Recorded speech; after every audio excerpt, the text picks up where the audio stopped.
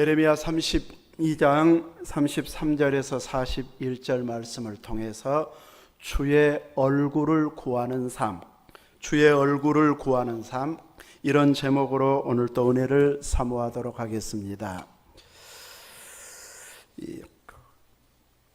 큰딸이 지난 목요일, 금요일, 토요일 교회 학생의 아이들 데리고 겨울 수련회를 가서 이제 9달 된 둘째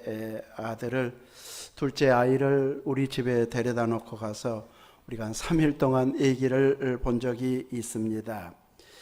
이제 큰애는 어린이집 다녀야 되니까 시댁에 광주에서 놔두고, 둘 다는 도저히 못 본다고 따로 이렇게 나누어서 보내왔는데 이 아이를 데리고 있다 보니까 아이는 웃어주기만 해도 모든 식구들에게 기쁨이 되더라고요. 막 울면 어떡하나 걱정했는데 계속 웃고 잘 놀아서 이제 어젯밤에 둘이 와서 이제 기도회 끝나고 가니까 뭔가 허전하네 이렇게 할 만큼 이제 함께 있다가 떠나가니까 또 허전한 모습이 있기도 했습니다. 이렇게 힘든 부분도 있었지만 그 3일 내내 행복한 시간, 기쁨의 시간이었습니다. 이런 아이들이 조금 성장하면 이제 부모나 할아버지, 할머니가 자기한테 뭐 주나, 손에 뭐가 있는가에 관심 갖는 시기가 오게 됩니다.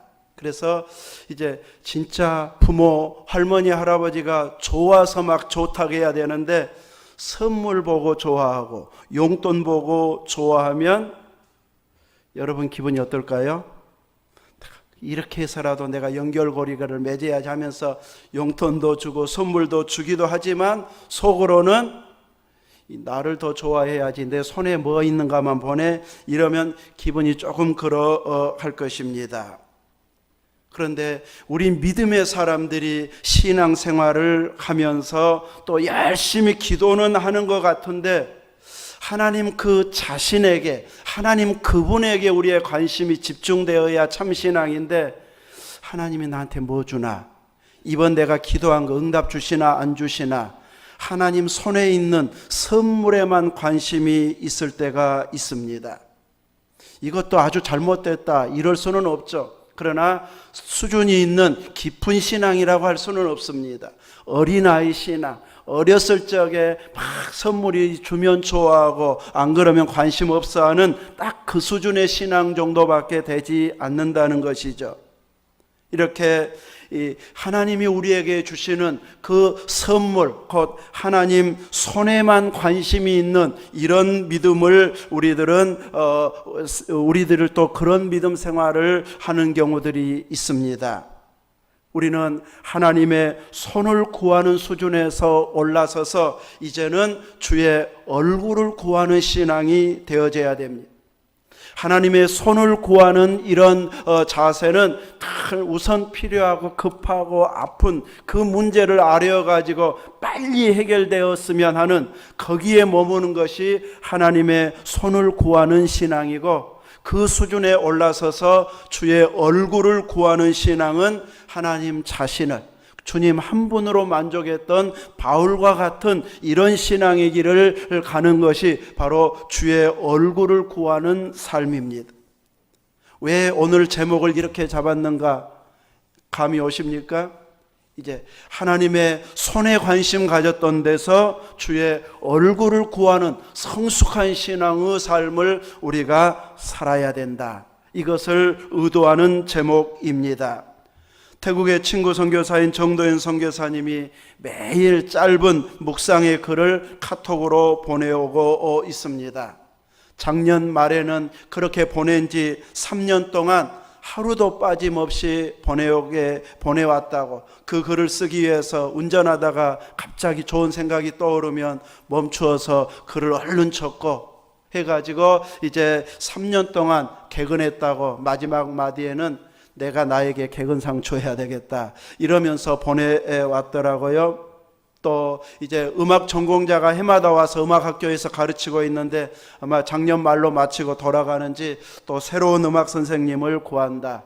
한 50만 원 정도 선교비는 지원할 수 있다 이러면서 기도해 달라고 부탁하는 이런 글을 보내왔는데 지난 월요일 6일에는 기도에 대한 묵상을 보내왔습니다. 정대윤 선교사님이 기도를 나름 정리해가지고 보내온 글을 보면 기도는 나의 소원을 아뢰는 것이 아니고 하나님의 뜻을 구하고 하나님께서 약속하신 것을 달라고 간구하는 것이다. 기도는 우리를 향한 하나님의 뜻이 무엇인지 올바로 깨달아 그 뜻으로 나를 먼저 채우고 그 뜻을 이웃에게 흘려주는 것이다. 이것이 문장의 한 절반 정도 됩니다. 이 정도로 매일 이렇게 보내오고 있는데 이 기도를 정확하게 이해하고 있는 묵상이었다고 할 수 있습니다. 나의 소원을 아뢰는 것이 기도의 전부라면 이방 종교를 믿는 사람들도 기도를 잘 한다고 할 수 있을 것입니다. 그런데 나의 소원만을 아뢰는 것이 기도가 아니고 진정 이런 소원만 아뢰오는 기도는 앞부분에서 언급한 것처럼 이런 기도는 하나님의 손만 구하는 기도다. 부모가 할머니가 할아버지가 오늘 뭐 과자 사왔나 장난감 사왔나 용돈 가지고 왔나 손에만 관심 있는 이런 수준이 신앙적으로 보면 내 소원 해결해 달라고 하는 구하는 이 수준이 바로 하나님의 손만 구하는 기도입니다. 이렇게 구하다가 어느 순간 하나님을 깊이 만나게 될 때가 있습니다. 그러면 그때부터 더 하나님을 깊이 경험하면서 충만한 믿음의 생활로 변화된 생활을 하기 시작합니다. 그런데 그렇게 손만 구하다가 하나님을 깊이 만나지 못하면 계속해서 어린아이 수준의 신앙에서 머물러 있게 되어집니다. 우리는 내 문제, 내 필요, 내가 아쉬운 그것만 해결해 달라고 했던 데서 점점 깊어져서 비록 몸은 아파도 나는 예배자로 서겠습니다. 하나님 찬양하는 것이 내 기쁨입니다. 나 환경 자체는 힘든데 이렇게 감사가 내 안에 충만합니다. 이 고백이 나오질 정도면 이제는 손을 구했던 수준에서 주의 얼굴을 구하는 이런 믿음의 길로 가고 있다고 할 것입니다. 우리들은 아이들이 이제 선물만 좋아하다가 이런 나를 이렇게 키워줬네 하고 마음을 알아주는 이런 마음을 보여주게 되면 다 컸네 이러면서 어른들은 이야기합니다. 나한테 필요한 것만 구하는 믿음의 사람들 중에 어린아이 신앙이라고 말하는 하나님의 손만 구하는 자들이라 할지라도 그 소원을 성취하기 위해서 뜨겁게 기도합니다. 절실하게 기도합니다. 때에 따라서는 금식하며 철화하며 어느 기간 동안 작정하면서 기도하기도 합니다. 그렇기 때문에 주변에서 보면 저분 신앙 너무 좋아 하고 감동이 될 만한 이런 기도의 모습을 보이기도 합니다. 그러나 하나님께서는 원하시는 그 기도의 수준은 자기 소원만 아뢰이고 거기에서 끝나버리는 그 수준에서 머물러 버리는 신앙이 아닌 하나님 자신을 구하는 자로 성장하기를 원하십니다. 그것이 바로 하나님의 얼굴을 구하는 삶, 주의 얼굴을 구하는 이런 삶의 신앙입니다. 에레미야 시대의 유다 백성들의 자세는 하나님의 손을 구하는 이 수준에 머물러 있는 신앙입니다. 그래서 우선 급한 불 끄기 위해서 하나님을 찾기는 열심히 찾습니다. 그런데 하나님의 심정을 헤아려 가지고 하나님 앞에서 우리가 무엇부터 바꾸어져야 되는가, 내가 뭘 변화시켜야 되겠는가, 여기에 초점 맞추지 않고 국가가 어려우면 국가의 위기만 건져달라고 기도하고 있습니다. 이렇게 하나님을 끌어들이기는 끌어들이는데 주체는 나고 내 문제를 해결해 줄 도움 주는 이런 알라딘의 램프와 같은 이런 모습으로 하나님께 도움만 구하는 자세가 그 시대에도 팽배했던 것을 보여주고 있습니다. 이런 그들의 모습을 하나님께서 오늘 33절에서 지적하고 있는데 그들이 등을 내게로 돌리고 얼굴을 내게로 향하지 아니하며 내가 그들을 가르치되 끊임없이 가르쳤는데도 그들이 교훈을 듣지 아니하며 받지 아니하고. 선지자를 계속 보내가지고 끊임없이 가르쳤는데도 듣지도 않고 받지도 않는다. 예루살렘과 유대의 사람들이 하나님을 향해서 무엇을 돌리고 있다고요? 등 돌리고 있다. 여러분들 가족이나 교회 안에서나 또 동네에서나 또 같이 일하는 사람들, 친구들 만났는데 나를 향해서 딱 등 돌리고 있다. 그럼 여러분 기분이 어떨까요? 같이 있고 싶지가 않습니다. 딱 등 돌려버리고. 하나님이 지금 그런 심정이라는 것이. 그들이 이 예루살렘과 유다 주민들이 이렇게 등을 내게로 돌리고 있구나. 하나님이 원하는 것은 얼굴을 내게로 향해야 되는데 그들이 얼굴을 내게로 향하지 않고 있구나. 지금 예레미야 선지자를 통해서 지적하고 있습니다. 그러면서도 자기들은 믿음 있는 것처럼 이야기합니다. 제사장도 있고 거짓 선지자이지만 선지자도 있고 자기들은 선민의식이 강하고 율법도 알고 있다, 하나님을 찾는다 하면서 하나님이 우리나라 도와주셔서 바벨론에 망하지 않게 한다, 2년 만에 돌아오게 해주신다, 자신만만하게 백성들을 안심시키고 있습니다. 그런데 그런 모습 하나하나가 하나님이 보실 때는 등을 내게로 돌리고 있나, 얼굴을 향하지 않는 이런 모습이다. 자기가 필요한 것만 구하고 있구나, 이런 지적을 하고 있습니다. 그래서 필요를 계속 구했는데도, 나라의 안정을 위해서 계속 구했는데도 이제 계속 나라가 기울어지고 내 문제가 해결이 안 되면은 하나님이 우리 중에 계신가 안 계신가, 이쪽으로 가게 되어 있습니다. 혹시 하나님보다 더 영한 신은 있지 않는가, 막 찾아다니는 자들까지 생겨나고 여기 영한 신이 있대 이러면은 막 쫓아다니는, 그러다 보니 많은 이들이 바알에게 가서 소원을 빌고 이렇게 바알 신앙으로, 우상 숭배의 신앙으로 바뀌어져 버리는, 또 하나님보다도 강대국을 더 의지하는 타락한 이런 모습을 이 유다와 예루살렘 주민들이 보여주고 있습니다. 그래서 그들을 하나님께서 책망하고 있는데, 하나님이 원하시는 그 중심 의도는 책망하는 데 중심이 있는 건 아닙니다. 그 책망을 통해서 어떻게 바뀌어지기를 원하고 있는 것입니까? 하나님이 원하는 건 뭐예요?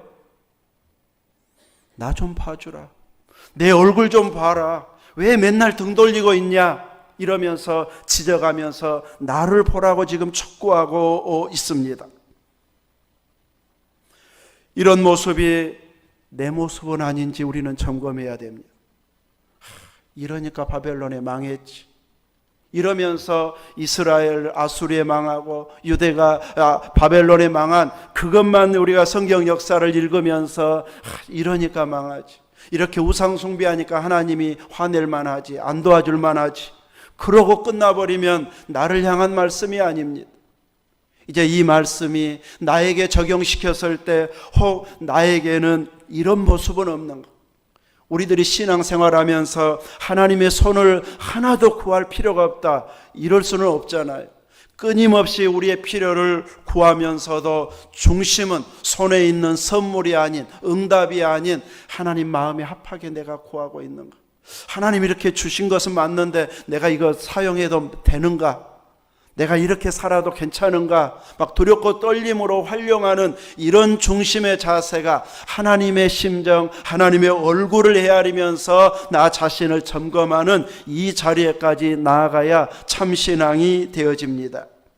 올 한 해 동안 우리가 예수님 모시고 믿음의 길을 가면서 내 필요에만 관심을 기울이고 있는 데서 이제 한 수준 더 올라서서 선물을 주시는 그분에게 관심을 갖고 그분의 마음에 들게 깨어있게 되면 지금에 처한 내 문제만 해결해주고 끝나는 것이 아니라 우리를 평생토록 혹은 영원토록 우리의 길을 인도해 주시고 또 이끌어 주실 그분을 가까이 모시는 것이 되어져서 우리는 어떤 상황에서도 담대해지고 안전할 수 있는 이런 담대함을 가질 수 있게 되어집니다.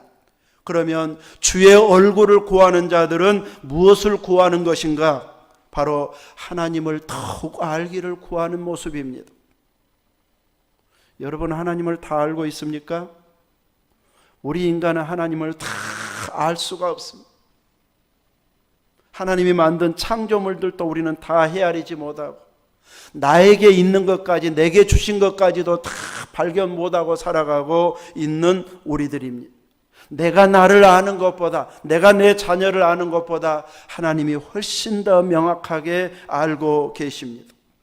그분이 나에게 원하시는 뜻, 작은 부분이라도 나를 향해서 네가 이거 해줬으면 좋겠다, 교회 안에서 이런 역할을 했으면 좋겠다, 이런 기도를 했으면 좋겠다, 그 감동을 주시면 내가 그 기도하고 있는 자리에 있어야 됩니다. 또 주의 얼굴을 구하는 삶은 하나님의 의중이 무엇인지, 이렇게 책망을 해도 하나님께서 중심에 원하시는 것은 이렇게 등 돌리고 얼굴을 구하지 않거나 너희들 심판하겠다, 여기에 핵심이 있는 것 아니고 철저히 회개하고 돌이켜서 하나님만 의지해라, 이것이 하나님의 중심 의도잖아요. 우리도 살아가면서 이렇게 하나님께서 우리를 향한 의중이 무엇인지를 깨닫고, 내가 어떻게 했으면 좋겠습니까? 어떤 역할을 했으면 좋겠습니까? 그 감당할 힘을 나에게도 주옵소서, 기도의 능력을 주시고 감당할 수 있는 은사를 주옵소서 하면서 구하면서 하나님의 의중에 맞는 행동을 하도록 끊임없이 구하는 삶, 이것이 바로 하나님의 얼굴을 구하는 삶이 되어집니다. 하나님의 얼굴을 구하기 시작하면 내가 원하는 기도가 설령 이루어지지 않아도 하나님의 더 깊으신 뜻이 있을 줄 믿습니다. 내가 더 힘들어진다 할지라도 낙심하지 않겠습니다. 욥의 비유로 한다면 내가 알몸으로 왔는데 알몸으로 가는 것 당연하지, 그 많은 위기와 어려움이 왔는데도 불구하고 입술로 범죄하지 않는 그 고백이 나올 수 있는 것은 하루 이틀의 신앙으로 되어지는 것 아니고 끊임없이 하나님의 얼굴을 구하는 그 믿음에 서 있었기 때문에 갑자기 다가온 위기 속에서 그 고백을 할 수 있는 것이 되어지죠. 그래서 우리들은 하나님의 얼굴을 구하는 믿음의 삶을 살게 되어지면 내가 원하는 일이 이루어지지 않아도 주님이 원하시는 것이 따로 있다면 내가 원하는 것보다 주님 원하는 것에 순종하겠습니다. 내가 좋아하는 건 내려놓고 힘들지만 주님이 원하는 일에 헌신하겠습니다, 이 수준으로 올라서게 되어집니다. 그냥 외적인 모습으로만 보면 하나님의 손만 구하고 있는 이런 자라 할지라도 신앙이 대단히 좋아 보입니다. 우리는 그 정도 수준도 기도 못할 때가 많이 있기 때문입니다. 저렇게 자기 문제를, 자녀 문제를, 물질 문제를, 건강 문제를 해결하기 위해서 저렇게 열정적으로 부르짖구나 하면 나도 저렇게 기도 잘했으면 하고 부러움의 대상이 될 만합니다. 그런데 자세히 하나님의 손만 구하는 자들을 자세히 들여다보면 내가 원하는 것을 얻기 위한 수단으로 하나님을 찾고 있습니다. 내가 하나님을 위해서 헌신하는 자리에 있는 것이 아니고 하나님이 나를 위해서 도움 주는 이런 수단 정도로만 사용하는 이런 신앙이 되어져 버립니다. 하나님 말씀하시면 내가 그대로 순종하겠습니다, 이런 수준까지 올라가야 되는데 내 필요만 구하는 이런 신앙인데도 불구하고 성도들에게는 저분 참 기도 잘해, 신앙 너무 좋아, 이렇게 평가를 받을 만큼 외적으로는 잘한 것처럼 보여지기도 합니다. 올해 표가 주님 가르쳐 주옵소서입니다. 주님 가르쳐 주옵소서, 이 표는 내가 필요한 것 해결해 달라고 구했던 데서 이제는 하나님의 얼굴을 구하는 수준으로 올라가서 주님이 원하는 길로 내가 행하겠으니 나 가르쳐 주십시오. 그러면 내가 행하겠습니다, 이 수준까지 올라가기를 원하는 표입니다. 단순히 나 기도 잘 못하니까 기도 잘할 수 있게 가르쳐 주십시오, 나 물질 없으니까 물질 버는 법 가르쳐 주십시오, 이 수준의 기도가 아닌 주님이 원하는 대로 내가 사용하고 또 헌신하겠으니 나를 가르쳐 달라고 하는 데까지 나아가기 위한 주의 얼굴을 구하는 기도가 바로 이 표어 속에 들어있음을 알아야 할 것입니다. 이런 주의 얼굴을 구하는 삶을 산 자들이 있습니다. 우리가 잘 아는 다윗이 이런 삶을 살았다고 할 수 있습니다. 다윗은 수많은 전쟁을 겪은 자입니다. 그 수많은 전쟁을 겪으면서 이 전쟁에 내 생명을 보호해 주옵소서, 또 이기게 해 주옵소서, 이런 기도를 많이 했겠지만 그가 고백했던 시편의 고백에서 보면 그가 치룬 전쟁이 얼마나 치열했는지 자세하게 전쟁 역사를 기록하고 있지 않습니다. 이 전쟁에 승리하기 위해서 얼마나 절실하고 간절하게 기도했는지 그 기도의 절실한 내용을 또 기록하고 있지도 않습니다. 내가 얼마나 싸운 연습을 열심히 해가지고 연마해가지고 아주 죽을 힘을 다해서 싸웠고 내 밑으로 들어온 부하들 장수들이 얼마나 생명 걸고 싸웠는지, 얼마나 용감한 자들인지, 일당백 일당천이었는지 그들의 용맹성을 드러내는 위인전집을 다윗은 기록하고 있지 않습니다. 오직 그것이 전쟁이 맞았는가? 도망 다니고 있는 거 맞는가 싶을 정도로 하나님과 가까워지려고, 하나님께 영광을 돌리려고 하는 데만 그 고백과 표현들이 집중이 되어져 있습니다.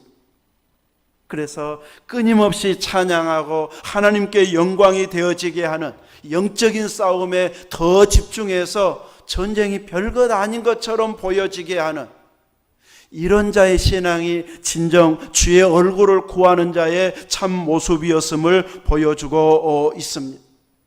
이 정도 승리했다면 세상 나라에서는 아주 전쟁 역사 위인전집을 통해서 몇 권의 책을 통해서 이런 위대한 전쟁을 치루었다, 이런 놀라운 역사들을 기록하고 요즘식으로 하면 책으로 나오고 영화로 나오고 드라마로 나오고 사극으로 나오고 이럴 정도가 되어지는데, 다윗에게는 그런 전쟁의 처절한 모습들보다는 하나님을 찬양하고 하나님께 더 가까이 나아가고 오직 기도하는, 찬양하는 이 모습을 더 깊이 그려주고 있습니다. 이것이 바로 주의 얼굴을 구하는 자의 참 모습이라고 할 수 있습니다. 바울 사도도 바로 주의 얼굴을 구하는 삶을 끊임없이 집중하며 살았던 자입니다. 그는 많은 시간을 감옥에서 보냈습니다.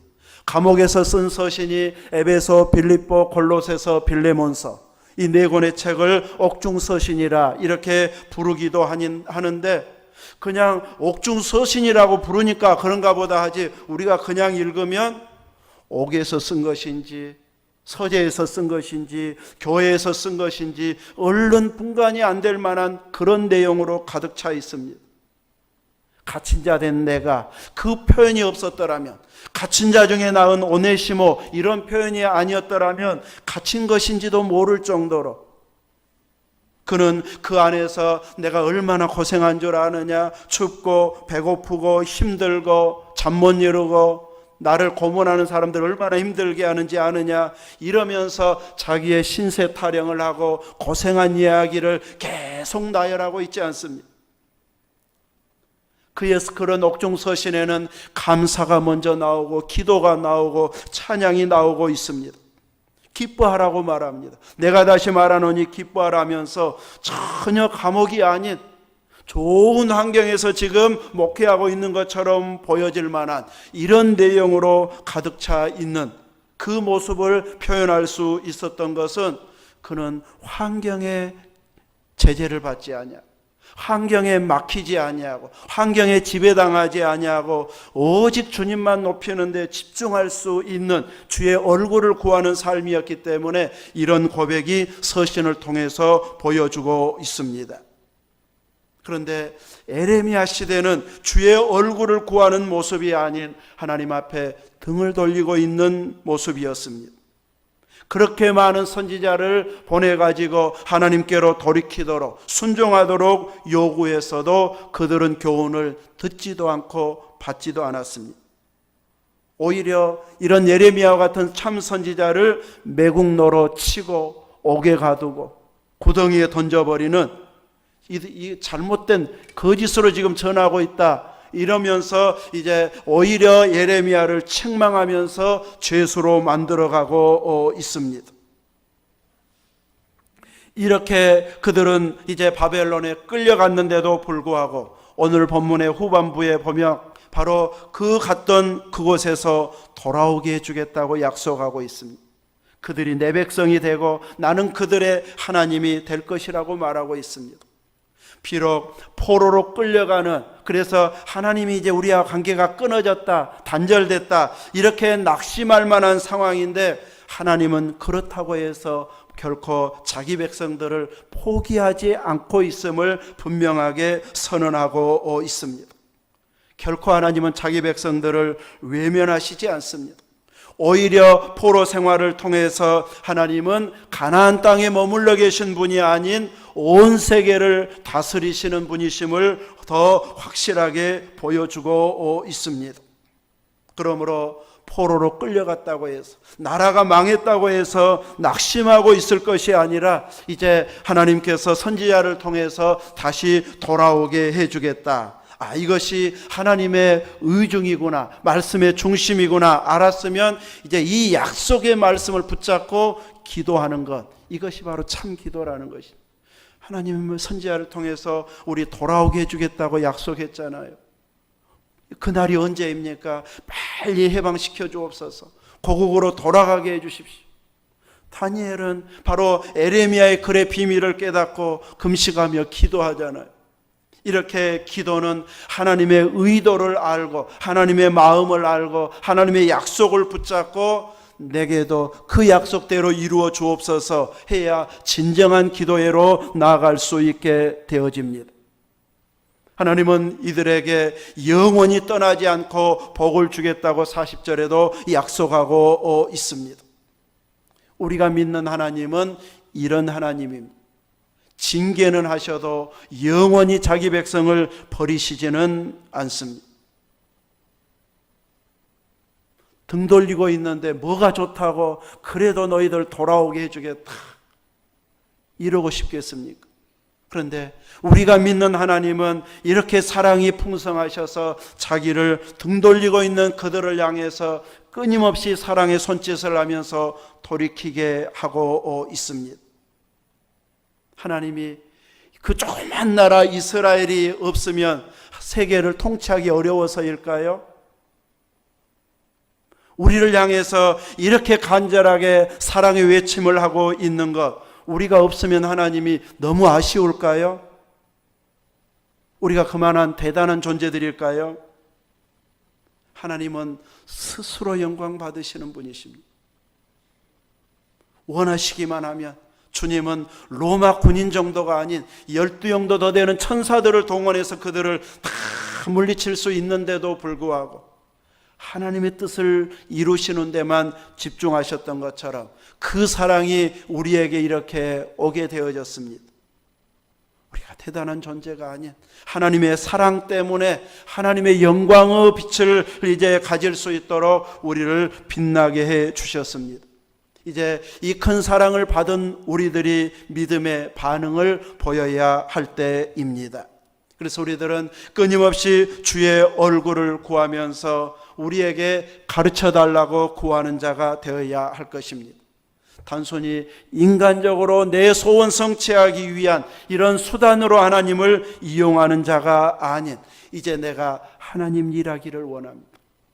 이왕이면 우리는 많고 건강해가지고 멋지게 하나님 일하고 싶은데 하나님의 방법은 우리와 다른 방식으로 열심히 일하기를 원하실 때가 있습니다. 주시지 않으면서 네가 좀 헌신해봐라. 가진 것도 없는데 건강하지도 않는데 네가 앞서 좀 헌신해봐라 이렇게 요구할 때가 있습니다. 그래도 하나님의 뜻이면 제가 앞장서 보겠습니다. 헌신하겠습니다 하면서 힘들어 죽겠네 하면서 헌신하면 1년 마치고 보면 더 힘들다고 하면서 감당했고 여러분이 목표로 세운 분량만큼은 다 이룰 수 있도록 역사해 주셨을 것입니다. 이렇게 우리들은 하나님의 뜻을 찾고 그 뜻대로 살기 위한 이런 믿음의 열심이 올 한 해 동안 이루어지도록 주의 얼굴을 구하는 열심을 보일 수 있기를 바랍니다.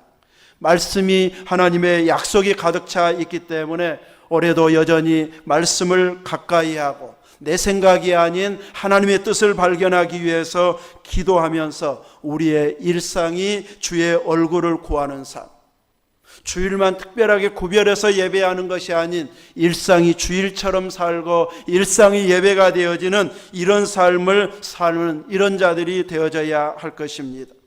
세상에서는 큰 일을 해야 대단한 자로 인정해 주지만 하나님 앞에서는 하나님이 원하는 일을 할 때에 큰 일이든 작은 일이든 하나님이 원하는 일을 하는 것이 잘한 일입니다. 주님은 냉수 한 그릇, 또 밥 한 끼, 옷 한 벌, 그것 주신 것 잊지 않고 계시잖아요. 작은 부분이었지만 나는 죽어도 잊어버릴 별것 아닌 것으로 생각해서 나중에는 그 당시에는 기억했지만 몇 년 지나니까 내가 그런지도 모를 만큼 잊어버렸는데 주님은 기억하시고 상을 예비하고 계십니다. 우리가 평범하게 살아도 주님과 함께 살아가는 평범한 날들은 결코 평범한 하루하루가 아닌 주님 안에서 최고의 행복한 날들이 되어집니다. 우리는 한 해가 마무리되고 새해를 보면서 벌써 12일이 되었습니다. 한 해가 번쩍번쩍 가네요. 금방금방 한 주일이 가네요. 이렇게 말하기도 합니다. 우리는 세상 사람처럼 세월이 참 빠릅니다 하고 끝내버리는 말이 아닌 그 빠른 시간 속에 주님과 함께 살아가니 매일매일 너무너무 행복합니다. 예수님 모르고 이 나이까지 내가 살았더라면, 예수님 모르고 팔 아파 무릎 아파 하면서 매일매일 그 고통만 갖고 살았더라면 행복이 무엇인지 몰랐을 텐데 다 예수님 때문에 너무너무 행복합니다. 주님의 얼굴을 구하면 여유 있는 것 아닌데 넉넉하게 사는 것 아니어도 내가 제일 행복하지, 이런 뿌듯함이 있게 되어집니다. 여러분은 행복하십니까? 아파도 행복합니까? 큰 부자 아니어도 행복합니까?